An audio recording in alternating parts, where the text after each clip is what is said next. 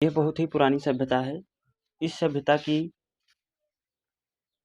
खोज खुदाई के द्वारा पता चला कि यहाँ पे भी कोई सभ्यता बहुत पहले समय में थी और यहाँ के लोग एकदम विकसित थे।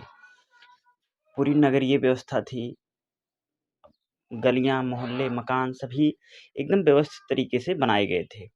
तो हम इस लेक्चर में पूरा देखेंगे कि सिंधु घाटी सभ्यता से जो भी इम्पोर्टेंट फैक्ट हैं, जो महत्वपूर्ण बिंदु हैं, उन बिंदुओं को हम क्या करेंगे इस लेक्चर में हम लोग देखेंगे।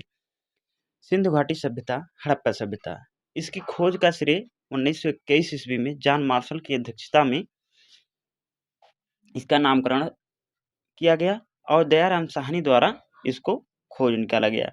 समकालीन सभ्यताएं, इसके समय में जो अन्य सभ्यताएं थीं, जैसे चीन की सभ्यता, मेसोपोटामिया की सभ्यता जिसे इराक बोलते हैं, दजला तथा फारात नदियों पर दोनों ये सभ्यताएं विकसित हुई। मेसोपोटामिया की सभ्यता दजला प्लस फारात नदी के जो किनारा था वहाँ पे मेसोपोटामिया की सभ्यता थी। अब जो हमारा है सिंधु घाटी में सभ्यता में सबसे जो हमारा नॉर्थ बिंदु मिलता है वो चीनाब नदी के मांडा लद्दाख में। जो सबसे दक्षिणी पॉइंट हमारा मिलता है दैमाबाद महाराष्ट्र में, परवरा नदी के किनारे। सर्वाधिक जनसंख्या घनत्व वाला यह स्थान था दैमाबाद। जो हमारा पूर्वी बिंदु पड़ता है वो आलमगीरपुर, मेरठ, हिंडन नदी के किनारे पड़ता है और जो हमारा पश्चिमी बिंदु था वो सुतकांगेडोर, दाशक नदी के किनारे था। देख लेते हैं अगले फैक्ट में कि सिंधु घाटी सभ्यता का जो क्षेत्रफल या विस्तार था वो कितना था, यानी एरिया कितना था सिंधु घाटी सभ्यता का। तो सिंधु घाटी एरिया का जो क्षेत्रफल था वो 12,99,000 वर्ग किलोमीटर था।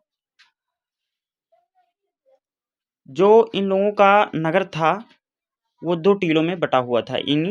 उनकी जो व्यवस्था थी दो टीलों में विभाजित थी। पहला जो टीला था हमारा पश्चिमी टीला, जिसमें उच्च वर्ग के लोग रहते थे, जैसे राजा हुआ, पुरोहित हुआ, ये सब पश्चिमी टोले में रहते थे। पूर्वी टोला जो हमारा था वो निम्न वर्गों के लिए था, बना हुआ था, जिसमें मजदूर, किसान आदि ये सभी क्या करते थे, निवास करते थे। उनका जो मकान होता था, रहने का जगह था।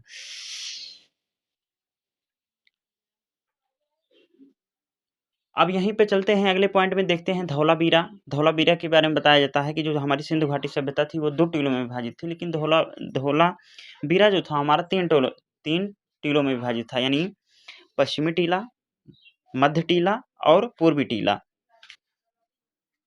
सिंधु घाटी सभ्यता की लिपि जो थी वो भाव चित्रात्मक थी, यानी कुछ फिगर बना के उसको क्या किया जाता था, वो लिखा जाता था।